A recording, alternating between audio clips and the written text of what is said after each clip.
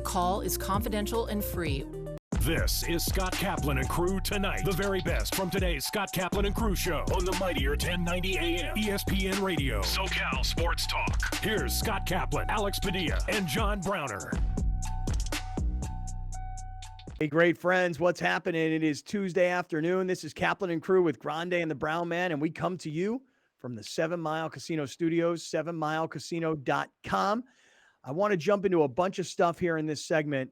Most of it is kind of a follow-up to what we were talking about yesterday. Yesterday's show was very, very football intensive because there were a lot of storylines that happened over the course of the NFL weekend. The way the Bills lost to the Vikings, or perhaps, Alex, you're a Vikings fan, maybe the way you say the Vikings took that win from the Bills. What has happened around the Raiders and the Derek Carr postgame crying press conference and the comments from Mark Davis about Josh McDaniels? I want to get to that. The follow-up on that is, everybody seemed to have saw and heard Bill Cowher go off on CBS about the Jeff Saturday hiring for the Indianapolis Colts. And because the Colts won, now people have reactions to what Cowher said. So a lot of storylines happened this past Sunday, and I kind of want to jump into that stuff now. You guys ready to roll on that? Yes. All right. Let me start off with the Raiders. Look, here's the thing with the Raiders. If you're going to keep your quarterback through all of the coaching changes, then at some point, you're going to have to figure out that the quarterback becomes part of your issue. And let me give you an example of what I mean. When Philip Rivers took over for the then San Diego Chargers, do you guys remember who the head coach of the Chargers was when Philip Rivers took over as the starter? When Philip Rivers took over for the starter against Riley? Wow. Listen to that noise you made. Like I know. You landed. I was deflating. The right answer was the right or wrong answer was deflating out of me right now. Yeah.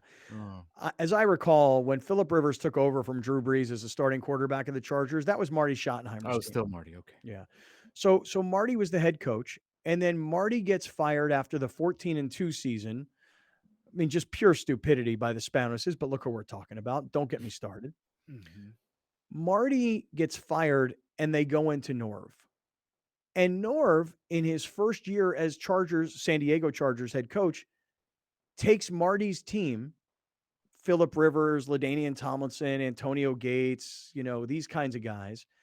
And on the defensive side, it's Sean Merriman and it's Sean Phillips, and there's other names that I should be coming up with, but Jamal Williams. These guys go to New England to take on the Patriots in the AFC Championship game that year. So remember, Philip is the starter, Marty's the coach. Marty gets fired. Norv becomes the head coach. And in year one, the Chargers go to New England and they get to the AFC Championship game. They lose the game because Junior Seau, now with the New England Patriots, makes the play of the game to stop Michael Turner from getting into the end zone. And the reason Michael Turner's got the ball is because LaDainian Tomlinson is sitting on the sideline underneath a jacket with his visor on because he was hurt and he couldn't play. There's so many details to that game that old school Charger fans remember. Philip Rivers having surgery on his knee on Monday, playing the following Sunday. Antonio Gates with a turf toe, can't play, but he's out there kind of decoying. And then again, like I said, Junior Seau now with the Patriots sneaking through and stopping what could have been a game-winning touchdown. So Philip played for Marty Schottenheimer. Then he played for Norv Turner. As the Chargers started to descend from where they were when Marty left, Philip was the constant. Then what did they do after Norv Turner? Does anybody remember who the next head coach was? Mike McCoy. Right. Mike McCoy was the offensive coordinator of the Broncos. For 4 years, Mike McCoy. He became the hot guy because he coached Peyton Manning in Denver. Almost like a Brandon Staley. Exactly. So Marty Schottenheimer, Norv Turner, Mike McCoy, then Philip Rivers, Anthony Lynn, right? And so what I'm getting at is that over the course of Philip Rivers' career, he never played in a Super Bowl, and he had, by at least my unofficial count, he had 4 different head coaches in probably I'll call it a 15-year career, somewhere in that neighborhood, right? So every 4 years of Phillip Rivers' career as a Charger, the Chargers were changing head coaches. And ultimately, the results were that Phillip Rivers never sniffed a Super Bowl his entire career. And if I really went back, and I don't have this stuff committed to memory, if let's just say Phillip Rivers is a starting quarterback for the Chargers, San Diego, and then LA over the course of 15 years, how many playoff games did he even play in? Not that many. I think they only made the playoffs 4 times, 5 times maybe. Yeah. So here's my point, and now I'm going to bring it to the Raiders. The Raiders have had a somewhat similar situation. Very similar, as a matter of fact. When Dennis Allen was the head coach, Derek Carr was a rookie. They fired Dennis Allen in season, and they hired Tony Sparano, RIP. They went from Tony Sparano, as I recall, into Jack Del Rio. Jack Del Rio was part of the Raiders until Mark Davis found a way to get John Gruden to come back and coach the Raiders. Then they moved from Oakland to Vegas. Then there was the Gruden scandal. Then it was interim coach Rich Bisaccia, which then turned into let's hire Josh McDaniels. So it's like 5 head coaches for Derek Carr's career, not to mention the move. Derek Carr's career, very similar to Rivers, not as good, not as successful, but do you understand the similarities that I'm trying to make here between Derek Carr and Phillip Rivers and the Raiders and the Chargers? Does this make sense to That anybody? an organization can really ruin a quarterback. When you're changing head coaches as frequently as these two teams have, when you're going through all the organizational turmoil and the move and everything else, when you have a constant like Phillip Rivers, you're kind of hanging your hat on that guy. He's the one guy we can count on. Gates is gone. LT is gone. Merriman is gone.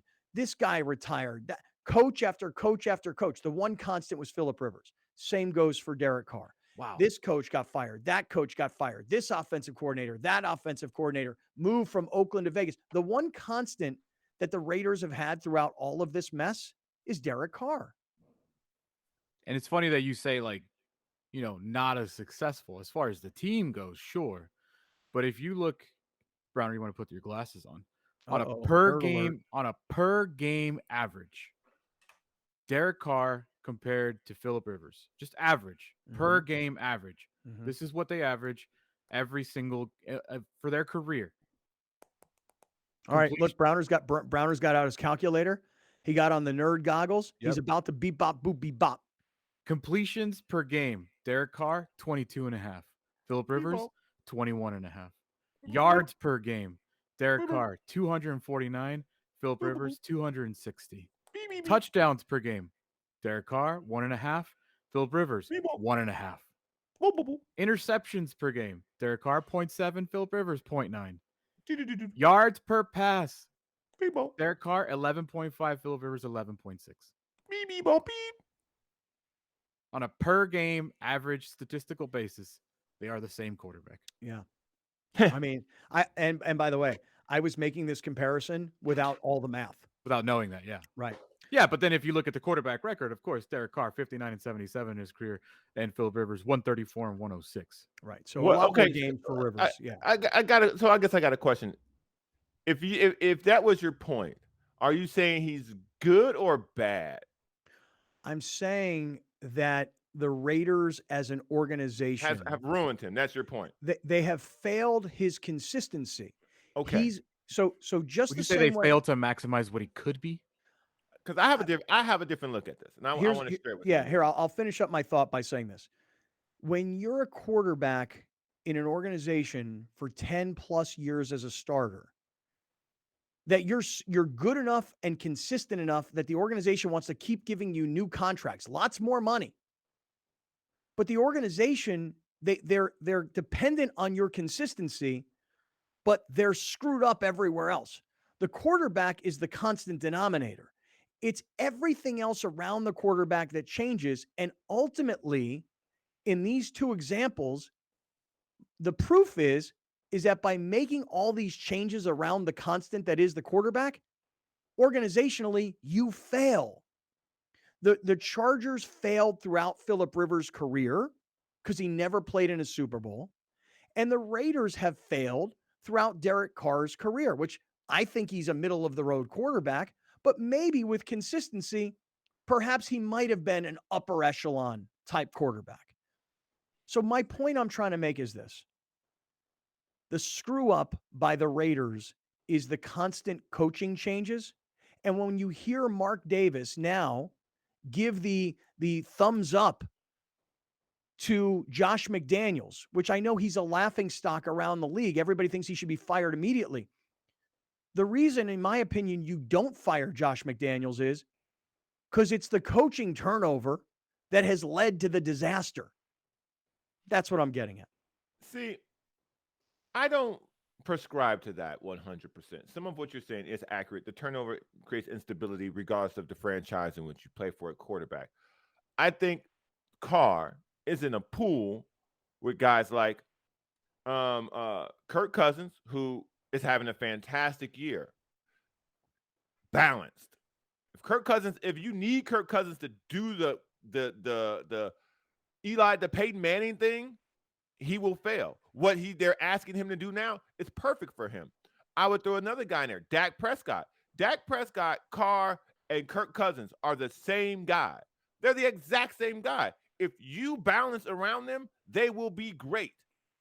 But if you don't balance around them, you depend on them too much because you've overpaid them, they will let you down.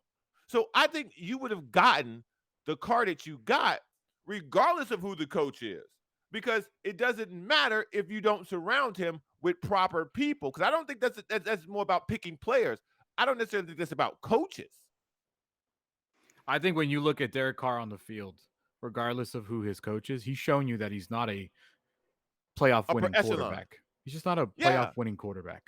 You know, it's his decision making, his interceptions. He's just not that guy.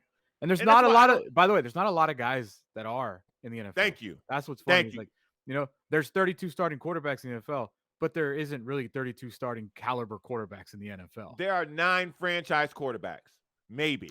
And did you just make that number up 9, or you've already thought that out? You've already in my head as he was saying that. My thought was forming. Okay, gotcha. I can give them to you. All right, I'd love to hear them, because I wonder if you're right. I mean, I wonder if there are really only 9 franchise quarterbacks in the NFL. Because I'll tell you what, there's a lot of guys that are paid like franchise quarterbacks. Derek Carr's one of them. Dak Prescott, I never understood the Dak Prescott signing coming off a major injury. And here's what the stats tell you about Dak Prescott. When the Cowboys can run, they can win.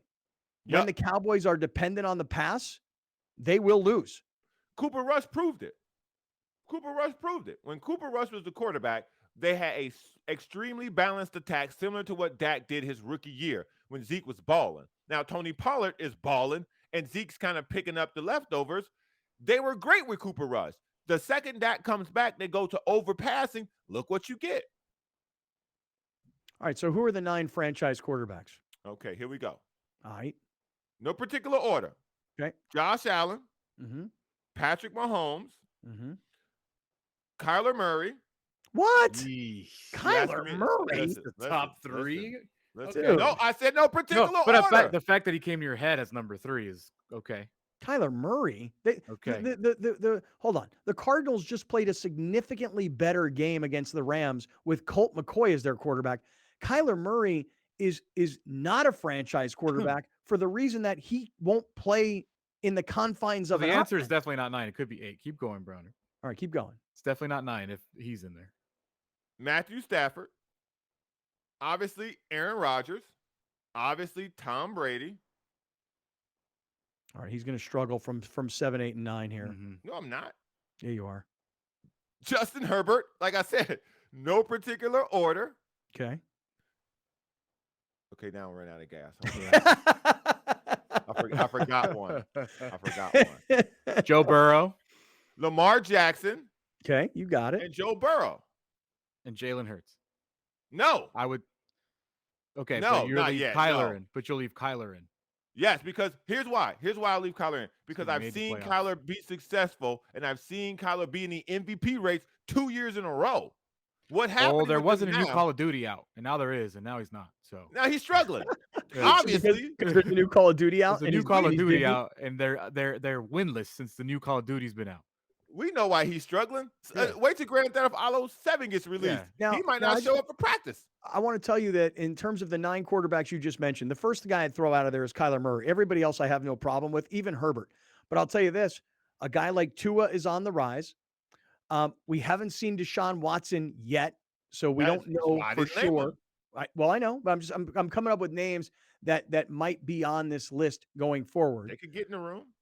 Kirk Cousins could change everybody's perception. Gotta win, man. I know, but just the same way Stafford changed everybody's perception, he could. And Jalen Hurts belongs in this conversation now. But how? How? Because he led the team to the playoffs last year. And now they're 8-1 this year with him. Here's my argument against Jalen Hurts.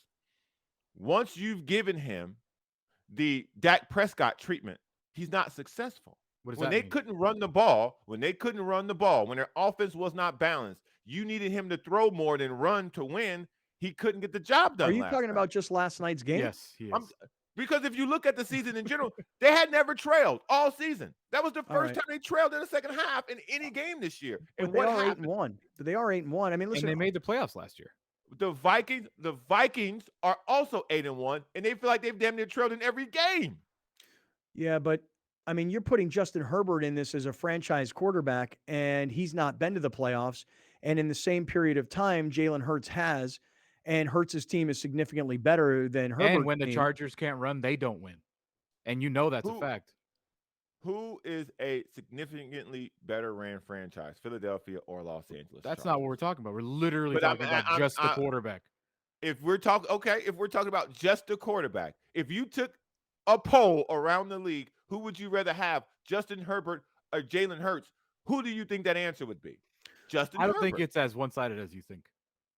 I think you are suffering from recency bias if you think that there are going to be more people choosing Justin or Jalen Hurts over Justin Herbert. I just don't think that it's as lopsided. I don't think it's as 90-10 as you think it might be. I'm surprised that you didn't put in your guy from Chicago. I'm surprised you didn't put in the black Justin versus the white Justin. You can't lose to the Lions and put him in that conversation. Maybe I should put Jared Goff in that conversation. Sorry. At the start of the season, next year, he's gonna be number one. Okay. All right. But we're talking about what quarterback can elevate you on their own, right? That's the conversation that we're having here on their own. And that's why Kyler Murray made the list. Jalen Hurts because has done more than Kyler, like just as much as Kyler. Kyler Murray should get the same treatment from you that Ohtani gets from you. Spectacular player doesn't win. Bruh, playoffs, stop it. Bruh, playoffs, please. Got blown out in the playoffs because he made so many stupid decisions against the Rams last year. So he just made it to the playoffs, so it's fine. He got blown out in the playoffs because he didn't want to slide, because he didn't want to get hurt. Bro, do you remember those pick sixes he was throwing last year? Come on, dude, in the playoffs against the Rams. All right, he cost that team. But all of this happened because don't die on the Kyler Murray shield. Please don't. This whole thing happened because this is Carson Wentz all over again. Yeah, really. Where's John? Hey, John Clayton, rest in peace, my brother. This young man, he proves it yet again. He don't know nothing about no quarterback in the NFL. Freaking RIP John Clayton football quarterback list. Carson went so good as soon as they bench him, the Commanders actually look good. Right. Because Tyler Heineke. Tyler Heineke should be the starter. I think he should be the starter. They barely lost. They blew an easy win against the Vikings because who knows why.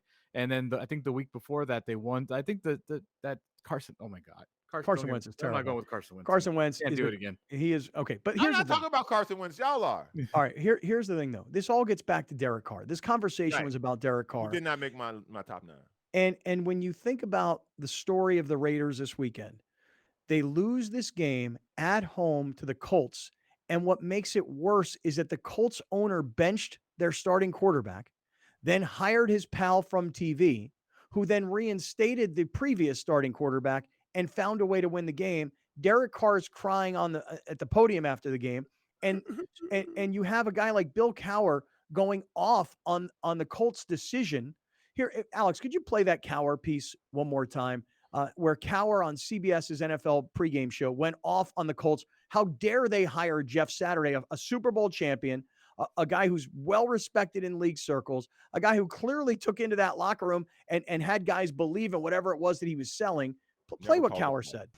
For an owner to hire a coach who's never been an assistant at the college level or the pro level and overseeing a very much a lot of candidates that are qualified for that job, as we see in Steve Wilks, an opportunity to build a resume.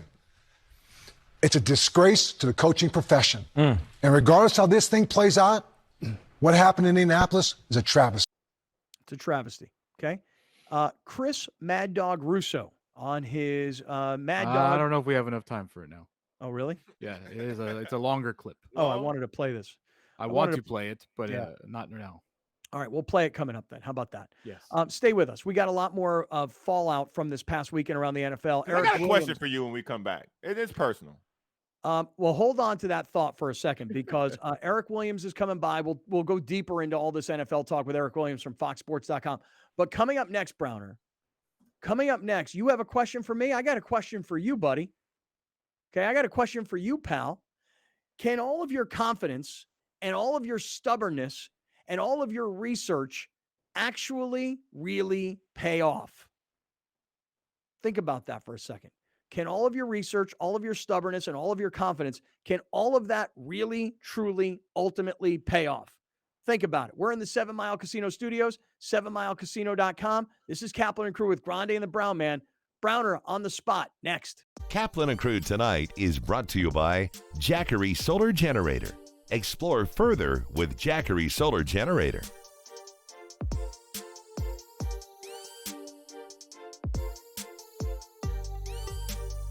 Dominating the SoCal radio airwaves for over 20 years. Join Scott Kaplan, Alex Padilla, and John Browner for Kaplan and Crew every Monday through Friday, 3 to 6 p.m. only on the Mightier 1090 ESPN Radio, SoCal Sports Talk, and the Mightier1090.com. Absolutely. The best part of the day is working with the team and working directly with customers.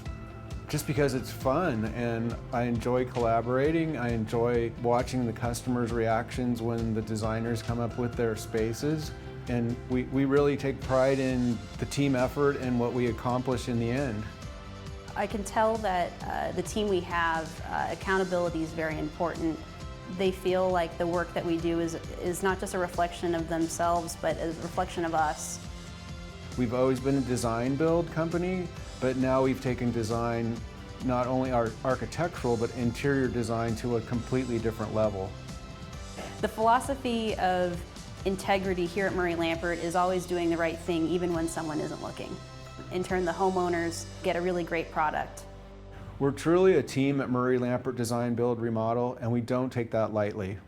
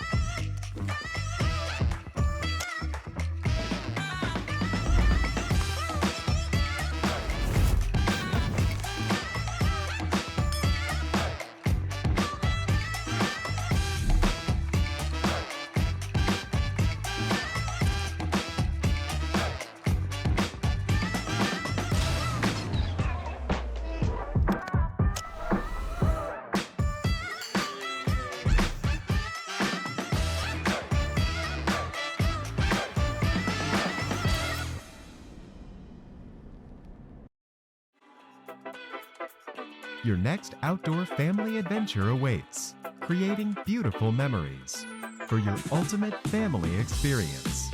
Using clean and pure energy. Endless charging for endless possibilities. Fueling all your outdoor needs. Experience your dreams with Jackery. Making these small moments count. Jackery Solar Generator. Jackery. Kaplan and Crew tonight is brought to you by Jackery Solar Generator. Explore further with Jackery Solar Generator.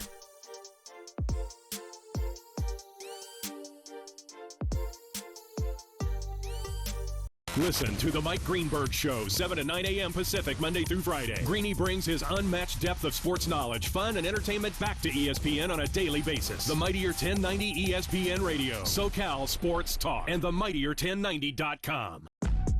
We'll be right back with more of Scott Kaplan and Crew tonight. The very best from today's Scott Kaplan and Crew show on the mightier 1090 AM ESPN Radio. SoCal Sports Talk. Hey, everybody. I'm glad you guys are watching. And right in the middle of the show, I love to talk about one of our great sponsors. In this case, it's Jackery. And you can visit them online at jackery.com. And a couple of Jackery ambassadors, brand ambassadors, are standing by. This is Giselle and Steven, who I've been looking at their website, The Lover's Passport. Hey, guys, first of all, welcome. Glad to have you guys here. How you doing today? Amazing. Doing great. Yeah. Thanks so much for having us. Tell us what The Lover's Passport is. I've been looking at the website, theloverspassport.com, and I am so jealous of the two of you guys. Well, it kind of started as just a side hustle for us, a little couples adventure blog, if you will. And it slowly turned into a passion project of ours during COVID lockdown. And we bought our first camera in April of 2020 and just started capturing all of our adventures instead of just writing about them. And fast forward to present day, now we're both full-time travel photographers and adventure enthusiasts. Did you guys know that you had the eye or the talent to be good photographers? Because I take a lot of pictures and I don't think I'm a photographer. I'm just a guy who has a bunch of pictures on my phone. We're completely self-taught from YouTube. Yeah, I feel like we used to model for one of my friends when we did different hikes. So we both loved hiking. And then eventually we were like, why don't we just buy our own camera and we can take some of our own pictures? Because we followed some of these other travel couples that inspired us a ton. So we were like, we could totally do this. Wow, that's so cool. You guys learned photography on YouTube. Yeah, YouTube University, as we say. Oh my God, YouTube you. That's awesome. You guys should have shirts that say YTU. Yeah, I mean, you can learn. I have a degree in film and media, but I never did the production side of it. And the resources that are currently available online to whether you're learning photography or a totally other skill, it's incredible these days. Where are you guys from? I read that you guys are both California people. Is that right? Yes, born and raised in Southern California. Where are you guys from? I'm from Ventura, California. She's a little bit south. Yeah, I was born and raised in Woodland Hills. Okay, I'm a Valley girl. Gotcha. Okay, well, this is perfect because we've got a lot of people watching on Cox Your View throughout San Diego, Orange County, LA, Santa Barbara. So all your people are going to definitely get a chance to see all of this. So you guys become full-time travel adventure bloggers. I've been reading a bunch of your blogs. My son goes to college in West Virginia. I see you guys have a full thing on West Virginia. That was really cool for someone like me to read. Yeah, we loved West Virginia. It was beautiful out there. I think one thing that we really try and do is a lot of states travel, especially coming out of the pandemic. And a lot of hidden gems are just right around the corner in the States. And a lot of people think, you have to go to these beautiful international destinations, but there are so many hidden gems to explore in the state. And a lot of them there were tons and tons of these beautiful waterfalls out in West Virginia. We were really impressed. So you guys become travel, adventure, outdoor bloggers, if you will. And then who puts the website together and who comes up with the name, The Lover's Passport? That was me. I'm betting you couldn't guess that one.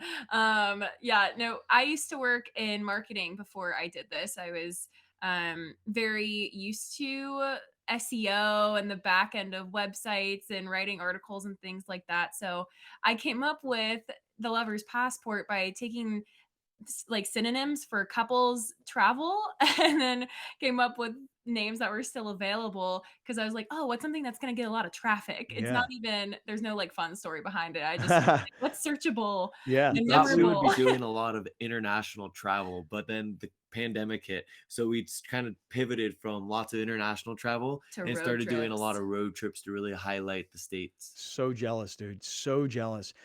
So tell me this, you guys are photographers, so you need a lot of power. You've got equipment with you. You're also blogging and you're working on your website. So you have to, be able to be powered. And that's where our common partner, Jackery, comes in. Got about a minute and a half. I'd love for you to tell us about Jackery and what products you use and how you use them.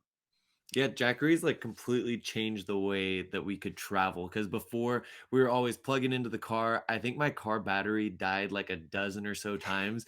And then finally we started using the Jackery and we can charge our laptops off it. We can charge all of our camera gear. And it's really nice because it also has solar panels. So for our longer road trips, we can be completely self-sustained where we can put out the Jackery, be able to get some power from that and recharge even while we're pulling a lot of energy from our laptops. And it's just nice if you're a digital nomad or doing Mhm. remote work. It gives you the flexibility to travel and still get work done without having to worry about your laptop dying in the middle of the desert, you know? So it's Exactly. such a great tool. We've been using the 1000 for over 2 years now, along with the solar panels, and we just recently upgraded. So we're really excited to continue using our Jackery out on our road trips.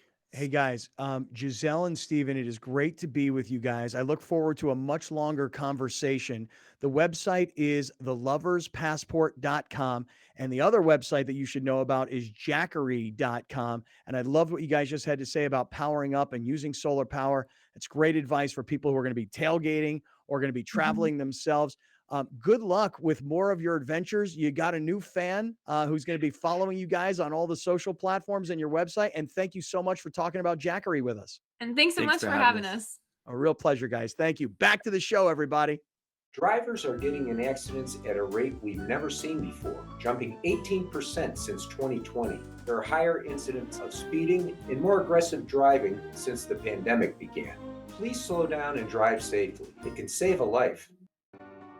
Murray Lampert's design process is very collaborative. We love the process, and what's best about the process is the way that it can flex as needed. So if there's a new piece of technology that's available that's really going to help us out, make a more accurate model, we're going to utilize that. We'll send the measure-off team to the house, and they will end up scanning the house using drones, LiDAR scanning, lasers, and tape measures to measure every square inch of the home. Then they'll take that information back to the office and build a 3D model of the home. We'll be upfront and honest if they're asking for things that may be out of their budget. We're going to let them know up front. We're always motivated to strive for excellence. There's kind of not another way to be. We do the best work we can and ultimately make the homeowners happy. What makes me proud is when we present that 3D model to the homeowners and we wow them. Sometimes we even bring tears to their eyes because they love the design so much. That brings me a lot of joy.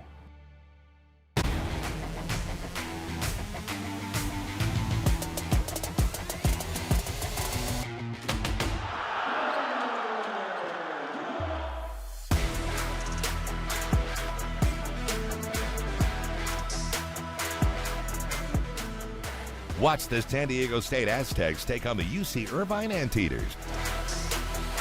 November 29th at 7 p.m. Only on YourView and YourView.com. I feel like I have the fun part of the job where I get to help out and make my clients' houses look beautiful. We start with looking at the floor plan, space planning, and then we look at countertops, tile, backsplashes, flooring, cabinets, everything like that. We have a lot of client meetings start in our conference room. Sometimes we have some clients that have already selected certain items that they want to incorporate into their project. We want to make sure they're happy with it because they're going to be living with it for a very long time. Sometimes we'll do something that goes totally with the style, and then we'll have a total outlier option for the client. And a lot of the times they end up going with that because they want to see something totally different. We want to make sure that we're focusing in on our clients. I really want to make sure at the end of the day the clients are happy, that I'm keeping up with my communication with them, and that we know that at the end of the day as well, and moving through the process of construction and everything, that we're going to have a successful project.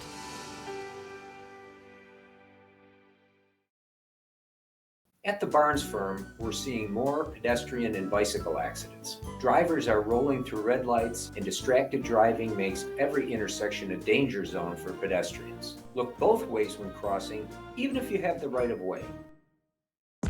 Welcome back. This is Scott Kaplan and Crew Tonight. The very best from today's Scott Kaplan and Crew show on the mightier 1090 AM ESPN Radio. SoCal Sports Talk. Here's Scott Kaplan, John Browner, and Alex Padilla.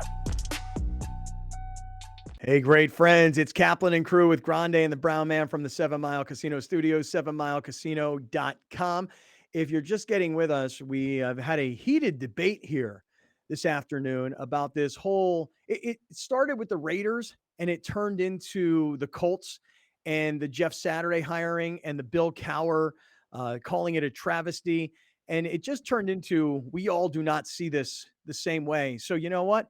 Eric Williams from Fox Sports, who covers the NFL, is coming in at the right time to perhaps settle this debate. I'm going to be curious to hear what Eric has to say. Eric, good afternoon. Welcome back. How you doing, man? Good.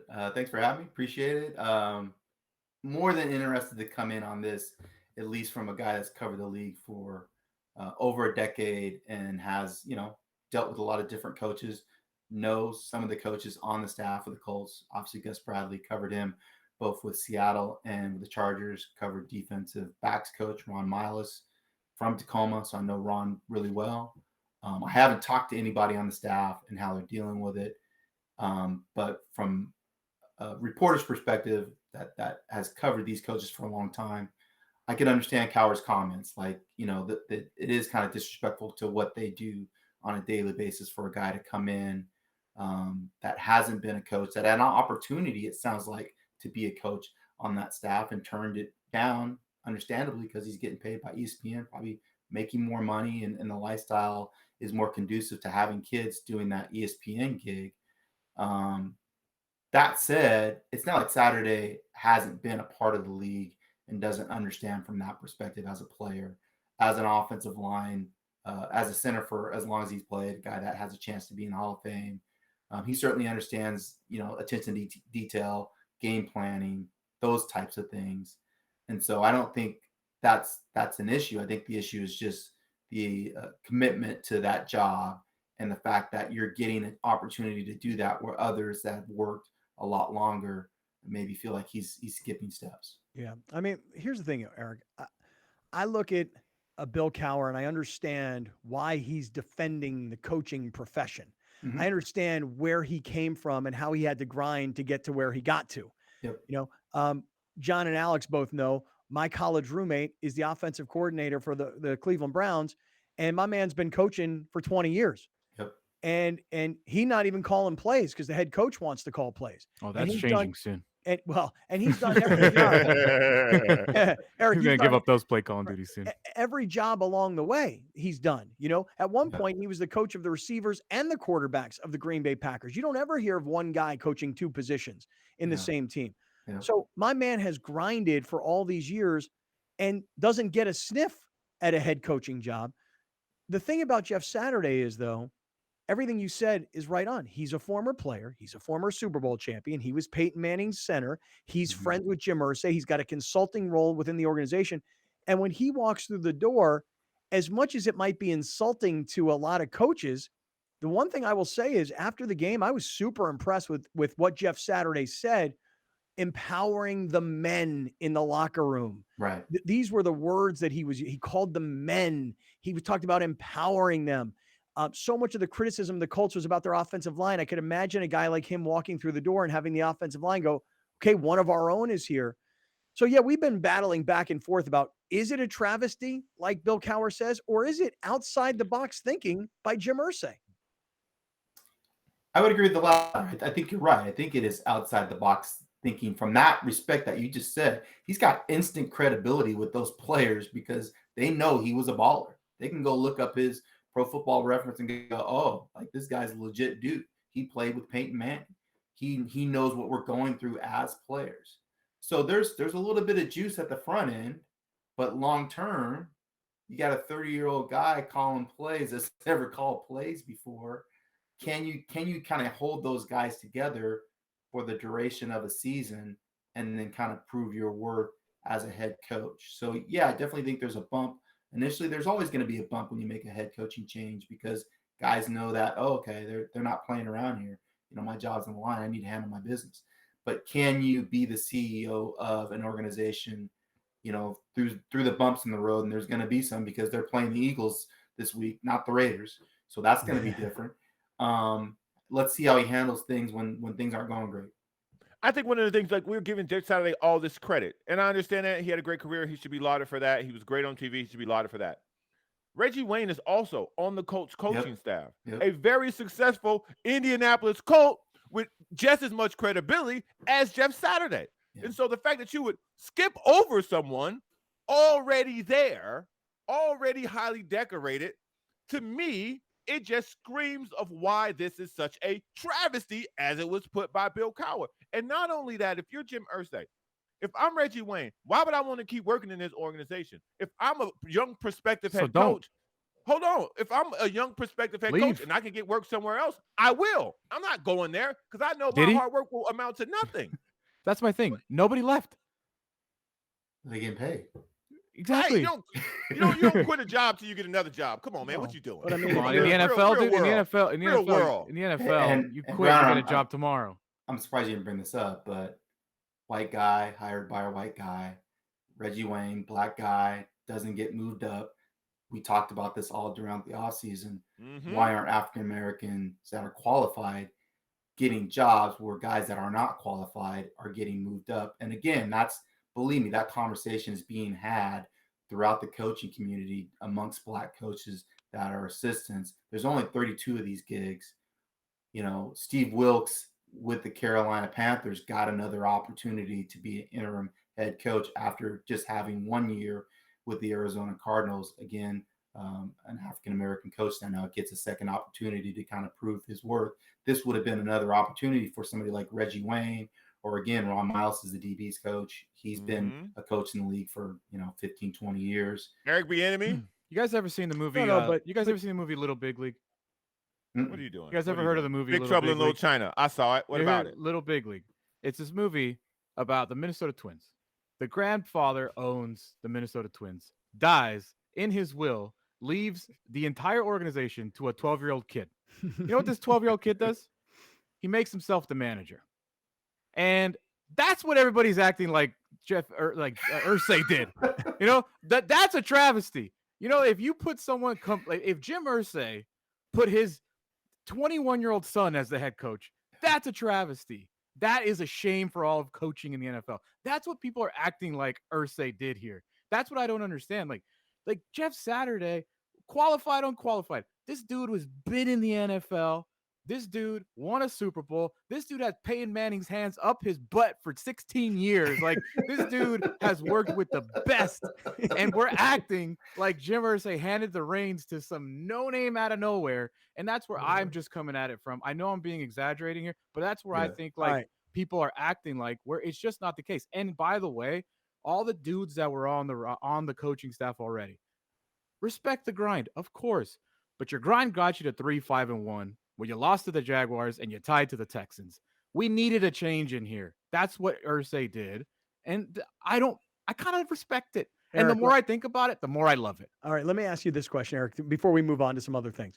Do you think it's possible that because Irsay did something so out of the ordinary, where you go and you grab somebody who's in the media? This is not John Gruden, who already had a real professional coaching career, where you're grabbing Gruden from the media and you're putting him back on the sideline.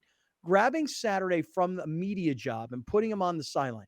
Is it conceivable at all that more media types who've never coached could start to infiltrate organizations, like a Lee Jenkins, who wrote for Sports Illustrated, who now works for the Clippers? And I'm just using, Marty Herney for many years was the PR guy, and then he became the general manager of the Carolina Panthers. He was the Chargers PR guy back in the 80s, or something like that. Do you remember this name? Yeah, I remember the name. I didn't realize he was a Chargers PR guy. Yeah. I mean, yeah. And I say PR. I mean, I want to make sure I'm almost like a 99.9% positive. My point is, he was John like Hollinger was like a writer for like ESPN and who the was Clippers, John Hollinger. Yeah, the GM of the Grizzlies. Right. So guys who were writers or media people who wind up becoming organizational types, could this Jeff Saturday thing spark something new? Because we've been arguing about how guys are going from the field to the booth and they get these big time jobs. Are they qualified per se? Versus could a media guy now all of a sudden start getting jobs inside organizations? In a word, no. I don't think this is. You're ruining my dream, believe me, Eric. You're ruining they my don't dream. want me coaching their football team. It's too much. I mean, I think for 99% of media people, what coaches do, we're not prepared to do that. We don't know what they know. We haven't been in the jobs that they've been in. just like they haven't been in the jobs that we've been in as media members to get to the point now where we're covering the league. But they seem to be able to do it. They seem to be able to go from sports to covering sports. So Jeff Saturday is one. He's 1-0 right now. Who else has been able to do that successfully? I would argue. I mean, I would argue against what you're saying, Scott, because they can go and do the television portion of it. They can't do what James Brown does. Why not? They can't do what Kurt Menefee does. Why I not? mean, not Kurt Menefee. It was Yeah, you got it from Fox. Kurt Menefee. Yeah. Why can't they? Look at all the. Here's the number one example. Look at all the podcasts that are hosted by athletes only. They're terrible. Well, I mean, they're terrible. Hey, Dan Fouts could do color commentary, but he could also do play-by-play. But look how long he's been doing it. He couldn't do that right out the box. I think Browner's used to athletes jumping in the booth, and that's why he doesn't think it's like a big deal. But I mean, how you don't think like someone like a James Lofton who's gone from like radio to calling like the 6th game on CBS, like, and he's getting jumped over by Tony Romo and Tom Brady and whoever else, or another elite quarterback. Like, what about all the grind that James Lofton's put into the game? And I think he's excellent calling football games. Like, I just think that we're so used to it going the other way around that the one time we get it the other way, everybody's losing their mind. Like it's just the end of the world. Well, let's move. Let's keep things rolling. Eric Williams is here from FoxSports.com. Otherwise, the three of us and the four of us could really talk about this all day. Eric, is it a travesty? Is it a travesty? Yes. No. It's not a travesty, but it's not great. Eric, on the other side of things, we've been talking a lot about the Raiders. And I made a comparison earlier today to Derek Carr, to Phillip Rivers, to the Raiders, to the Chargers. You keep changing head coaches over and over again. Even though your quarterback is a constant, the results become the same. You just don't win. What do you make of where the Raiders are right now and this mess that has been created by this whole Saturday story from over the weekend? Man, that's a great comparison. I never thought about that. But yeah, like, I mean, the franchises that have sustainable success in winning are not changing the head coach every 2 to 3 years. So yeah, you're right. I mean, it is a disservice to Derek Carr that you're constantly spinning through head coaches. I mean, you had the guy in there last year. He got them to the playoffs. Why not just give him a 2-year deal and give him a short-term deal, see if he can continue to ride it out. Instead, you try to hit another home run with Josh McDaniels. It's not going great, obviously. You know, you add a bunch of pieces offensively. Somehow you get worse. Defense hasn't improved. So yeah, I think that's a great point that, you know, in order for your quarterback to really reach his full potential, you have to provide some stability there. Now, obviously with Gruden, they were expecting that to happen and things change. But yeah, I mean, you have to kind of create some stability at the head coaching position for the quarterback to be successful. Yeah. Yeah, but can you also take into account that maybe he's just a little bit above average in the Dak Prescott, Kirk Cousins kind of way, where if you don't have everything around him solid, he's all over Kirk Cousins. He just if you don't, refuses to give the guy. If you don't have, but Justin Fields and losing to the Lions, he's the best. Kirk was throwing darts against the Bills now. I mean, get that dude some credit. Listen, because you got one of the greatest catches we've ever seen in one of the most dominant games I've seen in a long time by a wide receiver, and Justin Jefferson out there catching whatever you throw. So it makes everybody look good. I mean, come on now. We love Kirk Cousins. Well, one of us loves Kirk Cousins. People love Dak Prescott. People have come to love Carr, because I never can remember his first name. People come to love Carr, but they're all the same quarterback in different helmets. Come on, set him straight, Eric. You know, if John Clayton were alive, he'd say, Browner, you don't know anything about quarterback play in the NFL. I'm not going to go there, but I do think it's a little bit exaggerated into your comparison to Kirk and Carr and Dak. I think one of those three doesn't belong in the conversation, and I think it's Carr. I think that's been made obvious over how they've played the last couple of years. In terms of the Raiders, I mean, I don't know how you guys feel about this. I mean, do we look at the decisions the owner is making and just kind of go, I mean, I know you can't really make a change there, but can you somehow kind of dial him back so maybe he could kind of get out of the way of the team so that they could function a little better? Probably not. Yeah, I just think the thing with what Mark Davis said yesterday is I don't disagree with the we all expect results immediately. Obviously, like that is the world we live in. But the problem is when you have your star quarterback and your star wide receiver saying that the locker room is not bought in, that's a bigger problem than just the coach isn't working. Right. That's like the whole organization is not buying in. And there's all these reports about what kind of a personality he is in that locker room. Yep. He's a jackass. And there's his time in Denver. There's the taking the Indy job, leaving the Indy job in like 2 hours. I think it's a pattern with Josh McDaniels that it's not necessarily just this year, but when your 2 star guys that you gave a lot of money to are telling you publicly, this locker room don't really care. Like that's a bigger issue than, oh, we need patience. Yeah, I mean, it's troubling when you hear that from your star players because it kind of lets you know that maybe you didn't make the right decision in making this change and who you brought in. And there were other people out there that were available that maybe had a better track record in previous stops than the person that you brought in. It just feels like Mark kind of wants to grab the big names and not necessarily the best person for the There you job. go. Because he had Rich Bisaccia, who that locker room bought into, but he wasn't sexy enough. We're talking to Eric Williams from FoxSports.com. Eric, Mike Mayock, another one, shiny object. Before we run out of time, I want you to at least comment on the Rams and the Chargers. So start with the Rams. Now Cooper Kupp has a high ankle sprain. Looks like he's going to need surgery. This whole thing has gone from Super Bowl to last place and not likely to make the playoffs. What do you think about what has happened to the Rams? I think they got away from their identity. I think that they fell in love with Cooper Kupp and all the production and really forgot kind of like what made that offense successful. It wasn't giving it to one guy. It was spreading the ball around. And I think once you start building an offense around one guy, and now that one guy is hurt, what's your offense? So he needs to get back to like what made that offense successful when he first got there, when he had a quarterback like Jared Goff and Jared was a distributor of the offense. Maybe he needs to look north to what they're doing with the Niners and a quarterback like Jimmy G, and they've just surrounded that guy with a bunch of playmakers, and all you have to do is just get the ball out. They need to go back to kind of installing that type of offense and not we're just going to give the ball to Cooper Kupp 50% of the time. You know what's funny you say that? I obviously watch a lot of Vikings. I watch a lot of Vikings, so I'm seeing it with Kevin O'Connell. And you see it in Cincy with Taylor sometimes. And you definitely see it in Green Bay with LaFleur. They all forget they have running backs. They all forget that they have real, legit running backs that they can rely on. And I don't think McVay has a Dalvin Cook, Joe Mixon, Aaron Jones kind of guy. But all 4 of those guys love to pass the ball and almost forget about the balance. And I think it really has come back to bite McVay. And I think the Robert Woods transition is the biggest blow to the Rams. I think they completely underestimated who Robert Woods was to that team production-wise and locker room-wise.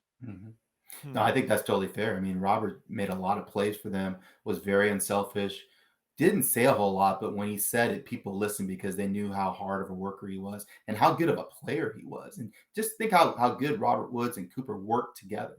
And, Odell kind of masked that a little bit when he came in. But with Odell no longer there, they never really replaced that number 2 guy. And a lot of things, a lot of the dirty work that Robert did in that offense, you're not seeing it there now.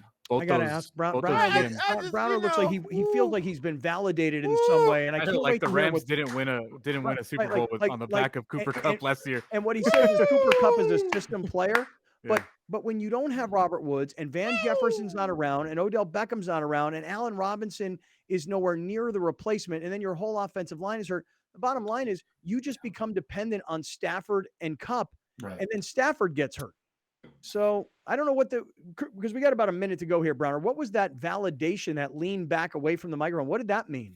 Listen, sometimes you just gotta let a great man speak, baby. I'm getting out the way. ISO, do your thing. But Browner acts like the Rams didn't win the Super Bowl last year. Like Cooper Kupp wasn't the MVP last year. Do not listen. Do not like the victory lap. Don't bring up last year. Don't bring up no last year around here, baby. What have you done for me lately? Real quickly, I don't believe Cooper's a system guy. I just feel like you had to spread it around. You did your job, Eric. You did your job. You ain't got to expound, baby. On the Chargers, this is the big week. They got to step up and beat the Chiefs and actually compete for an AFC West crown. And the injuries aren't an excuse for me. I know they got a lot of injuries, but name another organization that has had stability and consistency at the quarterback position for the last 15 years other than the Chargers. Packers. They've had the guy there. Yeah. So the quarterback's there. That's the most important position on the field. Yep. Everything else you got to figure out. Right. Eric Williams from Fox Sports. It is always a pleasure to have you with us. This was his best performance today, I got to tell you. Eric, thank you so much for the time today, and we'll talk to you next week. I appreciate you guys. All right, guys. Hey, just a quick reminder.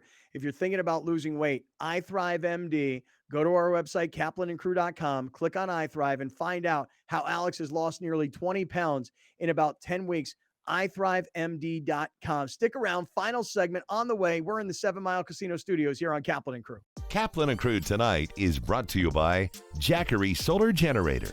Explore further with Jackery Solar Generator.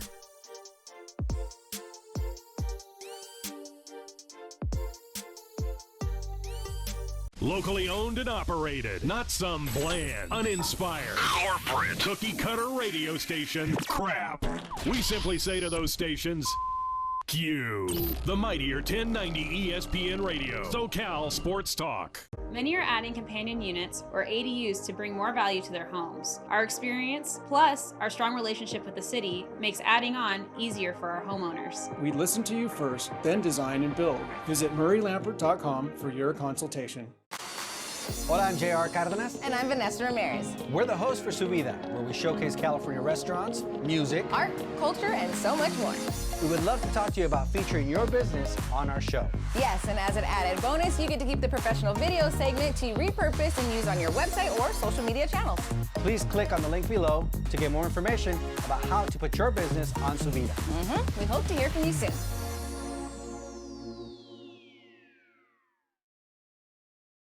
Great things can be achieved when a community comes together. Join Erica Cardenas on Doing More as she introduces you to ordinary people working side by side to confront tremendous challenges and make a positive impact in their community. Watch Doing More Sunday night at 6 on YourView or stream it online at yourview.com. Brought to you by Procopio, San Diego's largest law firm, committed to community, representing San Diegans for more than 75 years. Many are adding companion units or ADUs to bring more value to their homes. Our experience, plus our strong relationship with the city, makes adding on easier for our homeowners. We listen to you first, then design and build. Visit MurrayLampert.com for your consultation. If you're going to count yourself as a fan of this radio station, you'll need to continuously ask yourself one basic question. Am I listening enough? Pro tip, wives are not a good source for input on this. This is the mightier 1090 AM ESPN Radio. Many are adding companion units or ADUs to bring more value to their homes. Our experience, plus our strong relationship with the city, makes adding on easier for our homeowners. We listen to you first, then design and build. Visit MurrayLampert.com for your consultation. Muéstrame cómo va a manejar papi.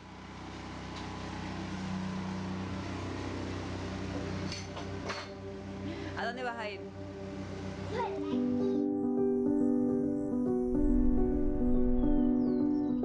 On every mountain and valley you tread, through wind and rain, we're here with you. To shine a light when it gets dark, and to forge a path where it gets tough. Let Jackery Solar power all your hopes and dreams. Take you where you want to go, to the goals you chase, to the ones you love. Explore further with Jackery Solar. Jackery, 10 years on. From fitness to medical technology, explore how people are leading healthier lives on Your Health. Join Erica Cardenas as she introduces you to health experts and discover how our daily choices affect our well-being. Plus, learn simple tips for healthier living. Your Health, Sunday at 4:30 p.m. on YourView and yourview.com. Your Health is brought to you by Clever Care Health Plan, your partners for comprehensive care. Thank you for joining us. Catch Scott Kaplan and crew tonight from 7 to 8 p.m. Pacific every Monday through Friday. The very best from today's Scott Kaplan and crew show on the mightier 1090 AM ESPN Radio, SoCal Sports Talk.